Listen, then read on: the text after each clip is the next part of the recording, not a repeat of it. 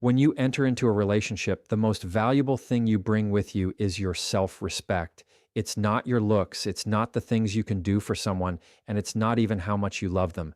Self-respect is the foundation of every boundary you set, every standard you hold, and every decision you make. The moment you start sacrificing that just to make a man happy, you begin a slow process of losing yourself. And when you lose yourself, you can't fully show up in the relationship anyway, because the version of you he gets is no longer authentic. It's a watered down version built out of fear that he might walk away if you stand your ground. It usually doesn't start with something huge. It begins in small ways. You let the little comments slide that actually hurt you. You let him speak to you in a tone that makes you uncomfortable, but you don't say anything because you don't want to seem too sensitive. You rearrange your plans or cancel commitments to always be available for him. At first, it looks like compromise, but over time, it starts to chip away at your self-worth. Before long, you stop recognizing the person in the mirror because you've trained yourself to prioritize him over yourself in every situation, and that imbalance will always lead to resentment. When you abandon your self-respect, what you're really doing is teaching him how to treat you. If you allow disrespect once, it becomes easier for him to push further next time. If you excuse his behavior because he had a bad day or that's just how he is, you're sending the message that your feelings don't matter and people will always treat you according to the standard you set. If the standard you're holding is, I'll take anything as long as I don't lose him, then that's exactly what you'll get. Anything, everything, and often the worst of it. Respect is not something that grows in the silence of acceptance. It grows in the presence of boundaries. Think about it like this. Self-respect is the filter that protects you from emotional harm. It's what keeps you from tolerating things that chip away at your dignity. Without it, every word, every action, and every decision is left unprotected. And that's how people end up stuck in cycles of toxic relationships. They gave up their respect for themselves in the beginning, thinking it was a small price to pay for love, but in the end, it cost them the entire relationship. And the painful truth is, once you abandon your self-respect, it's very hard to earn it back in the same relationship because the dynamic has already been set. It's important to understand that self-respect is not selfish, it's not arrogance, and it's not pride. Self-respect is simply the recognition that you are worthy of kindness, honesty, and loyalty without having to beg for it. It's saying, I will not lower myself just to keep you. That strength is what makes a healthy relationship possible. Because if a man truly values you, he will never ask you to give up your self-respect to prove your love. And if he does ask, then what he wants is not love, it's control. And control is not the foundation of a partnership, it's the foundation of manipulation. Sometimes women convince themselves that holding on to self-respect will scare a man away, that by saying no, setting a boundary, or calling out bad behavior, he might leave. But the truth is, if someone leaves because you demanded respect, they were never meant to stay. Let them go. Because losing someone who can't respect you is not really a loss, it's protection. Holding on to self-respect is what ensures you never settle for less than what you deserve, and that decision alone can completely change the quality of your life and your relationships. So, if you ever find yourself in a position where you're choosing between your self-respect and a man's approval, always choose yourself. Because approval is temporary, it can vanish with his mood, his circumstances, or his attention shifting to something else. But self-respect is permanent. It stays with you when the relationship is gone, it stays with you when people walk out, and it stays with you when life tests you. It's the anchor that grounds you when everything else feels uncertain. And if you build your relationships on that anchor, no matter who comes and goes, you will always remain whole. Dreams and ambitions are not hobbies. They are not side notes. They are not little extras you get to pursue if life works out perfectly. They are the things that give you direction, the things that make you feel alive, the things that remind you who you are outside of a relationship. When you give those up for a man, when you dim your light so he doesn't feel overshadowed, you're trading the very core of your identity for the comfort of someone who doesn't want to grow beside you. And that exchange will never lead to fulfillment, because a love that costs you your purpose is not love that lasts. It often starts in subtle ways. Maybe he makes little comments about how much time you spend working on your goals, or maybe he points out how your ambitions might get in the way of your relationship. At first, it seems harmless, but slowly you start adjusting. You work a little less, you cancel that class, you put off applying for the opportunity you were excited about, all so he doesn't feel neglected or insecure. What looks like compromise in the moment actually becomes self-erasure over time, and when you finally look back, you realize you've been building his comfort while abandoning your own calling. The problem is that when you suppress your dreams, resentment builds. You might not notice it immediately, but it shows up in your tone, in your energy, in the way you look at him when he celebrates his own achievements while you've put yours on hold.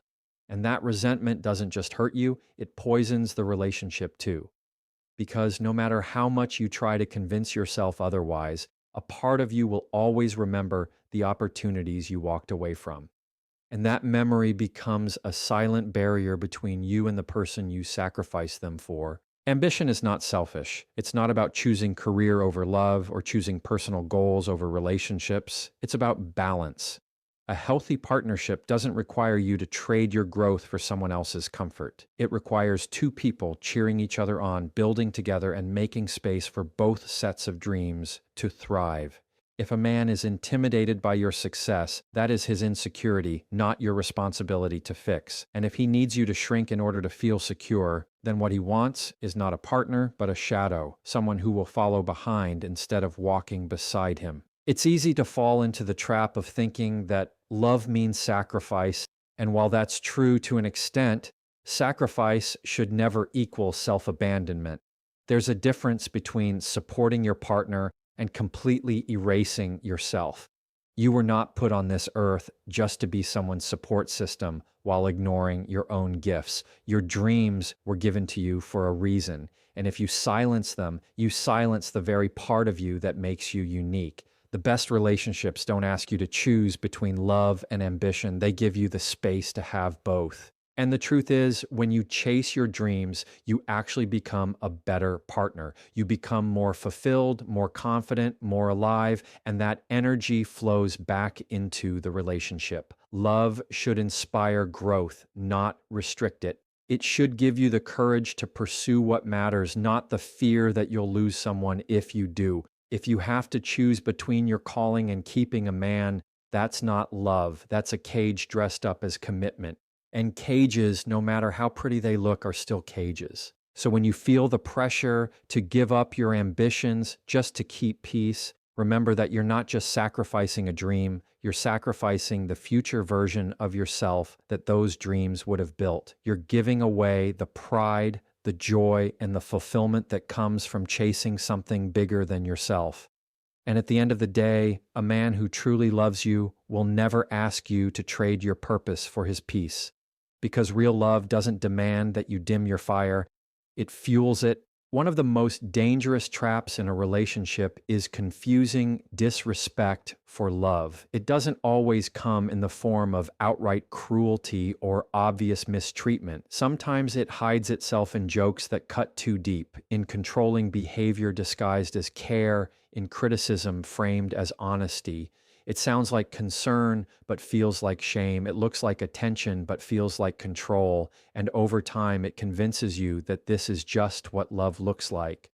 But love that diminishes you, belittles you, or makes you feel small is not love at all. And the longer you tolerate it, the more you start doubting your own worth. It begins with the little things, the sarcastic comments about your appearance, the backhanded compliments that sting more than they uplift, the way he dismisses your feelings as if they're not valid. At first, you brush it off, telling yourself he's just joking or that you're being too sensitive, but slowly those words start to settle in your mind.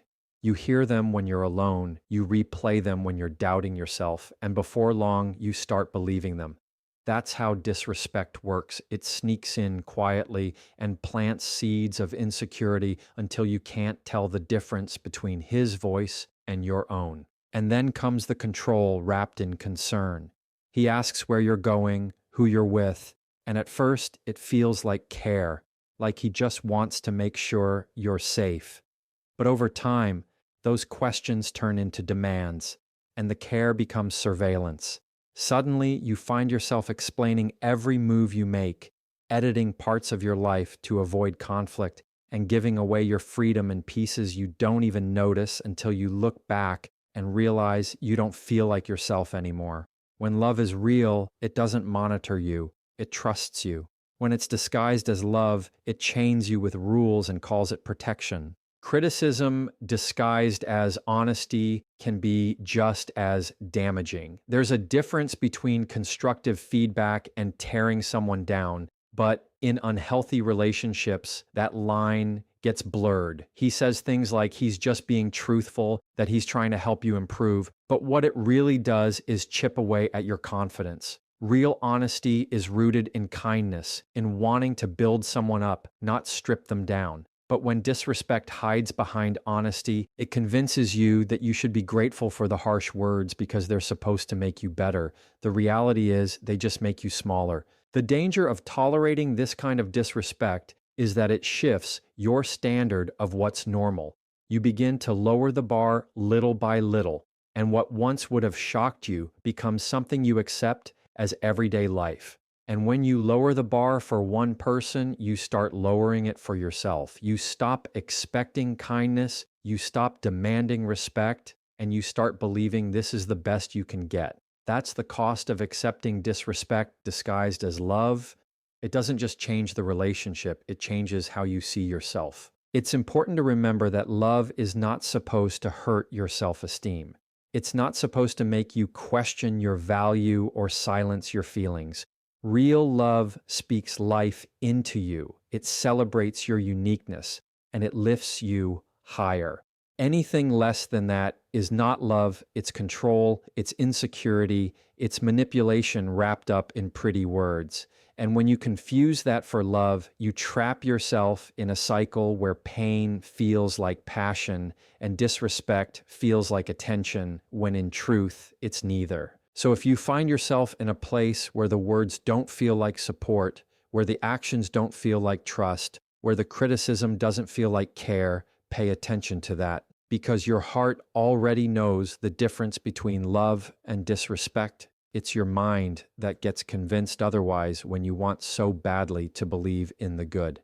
And the moment you accept that treatment as normal, you set the stage for a relationship where you're always shrinking, always apologizing, and always sacrificing your peace for a version of love that was never love in the first place. In every relationship, there is a weight that both people are meant to carry together. Emotional labor is that invisible weight. It's the listening, the understanding, the comforting, the remembering of details, the checking in, the making sure the relationship feels alive and cared for. When one person carries all of that alone, it doesn't just drain them. It creates a relationship that feels one-sided, where one gives and the other takes. And many women find themselves in that position, being the constant supporter, the fixer, the problem solver, while their own needs sit quietly in the background, ignored until they eventually feel invisible. At first, it might feel natural. You care, so you listen. You want peace, so you manage the conflicts. You want him to succeed, so you motivate him when he's down. You want the relationship to feel strong, so you remember the birthdays, the anniversaries, the important details that make it meaningful. But over time, when that energy is not reciprocated, when the care is not balanced, you start carrying not just your own emotions, but his too. That load gets heavier by the day, and the more you carry it, the more it starts to feel like an expectation instead of a choice. The problem with taking on all the emotional labor is that it teaches the other person that they don't have to. If you are always the one smoothing things over, always the one making the first move after a fight, always the one checking in to make sure everything feels okay, then what reason does he have to step up? Relationships are habits. And when the habit becomes you doing everything, that's what the relationship will look like. It's not intentional neglect, it's conditioned dependence, but the effect is the same. You feel unsupported and unappreciated. And that imbalance doesn't just show up in the relationship, it shows up in you. It shows up in the exhaustion you feel when you've given so much that there's nothing left for yourself. It shows up in the frustration you carry when he doesn't notice the effort you're putting in. It shows up in the loneliness that creeps in when you realize you're not really in a partnership, you're in a role, and that role is caretaker. Love was never supposed to feel like a full-time job where only one person is on the clock, but that's exactly what happens when all the emotional labor falls on your shoulders. Healthy love requires balance. It requires both people showing up, not just physically, but emotionally. That means he listens when you speak, he remembers the little details, he notices when you're struggling, and he puts in the effort to meet you where you are. Emotional labor is not about grand gestures, it's about consistency, about the small, everyday actions that remind you that you're valued. When both people share that responsibility, the relationship grows stronger because neither person feels like they're carrying the weight alone. But when you carry all the emotional labor, you start to lose yourself in the process. You stop voicing your needs because you don't want to add more weight to the pile. You stop expecting him to show up because you've trained yourself to believe he won't. And you stop recognizing that you deserve more than being someone's constant source of stability without ever getting the same in return. That silence, that lack of reciprocity, erodes your sense of worth until you begin to accept exhaustion as normal and neglect as just part of the deal. So never carry all the emotional labor alone, because the truth is, you cannot be the glue that holds everything together if you're also the one constantly stretching yourself thin. You cannot fill someone else's cup if yours is always running empty. And you cannot build a lasting, meaningful relationship if the effort is always one-sided, if the emotional weight is always on your back, if the care is always flowing one way and never coming back to you in the same measure. Silence can feel like the safer choice in a relationship. You don't want to start a fight, you don't want to seem dramatic, and you don't want to push him away, so you swallow your feelings and keep the peace. But peace that comes at the expense of your voice is not really peace at all. It's avoidance. And the cost of that silence is heavy because every time you hold back what you need to say, every time you push your feelings down, you're teaching yourself that your thoughts don't matter and your emotions don't deserve space. That's not compromise, that's erasure. And over time, it changes how you see yourself. It usually starts small. He says something that bothers you, but instead of speaking up, you tell yourself it's not worth the argument. He makes a decision without asking your input, and instead of questioning it, you convince yourself it's easier to just go along with it. But little by little, those moments stack up. The more you stay quiet, the more you condition yourself to stay quiet, and before long, your silence becomes a habit. You're not avoiding conflict anymore. You're avoiding yourself because you've gotten used to the idea that what you feel is less important than keeping the relationship calm. The danger is that silence doesn't solve anything. It just delays it. The feelings you bury don't disappear, they grow. They show up in resentment, in distance, in frustration you can't explain. You start to feel irritated at things that never used to bother you, not because of the small things themselves, but because of everything you've been holding in.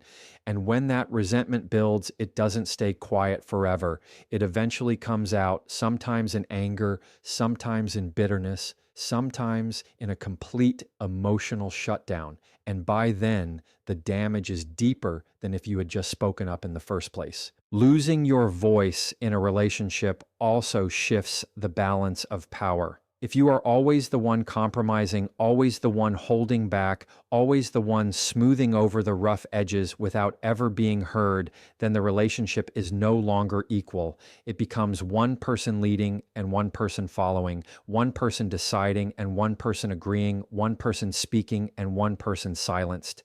That imbalance may not be obvious at first, but it shapes the dynamic in ways that eventually make you feel smaller, weaker, and less significant than you truly are. Your voice matters because it is the only way your needs get met. It is how you express your boundaries, how you share your feelings, and how you let someone know what's important to you. Without it, you're not really in a relationship, you're in a performance, showing up as the version of yourself that keeps everything smooth but never fully authentic. And the problem with performing is that it's exhausting. You can only pretend to be okay for so long before the weight of your silence wears you down and steals the joy from the connection you're trying so hard to protect. Healthy relationships are built on honesty, and honesty requires speaking even when it's uncomfortable. It doesn't mean yelling. It doesn't mean starting a fight. It doesn't mean being harsh. It means allowing yourself to be heard with respect. When you use your voice,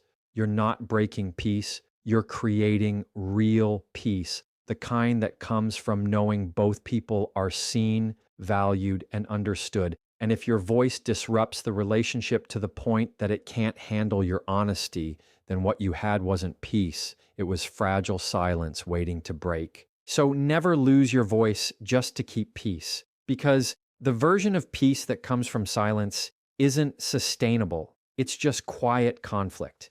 And when you shrink yourself, when you hide your truth, when you pretend you're okay just to avoid rocking the boat, you may save the moment, but you lose yourself in the process. And no relationship, no matter how much you care about it, is worth the cost of losing who you are just to maintain the illusion of calm.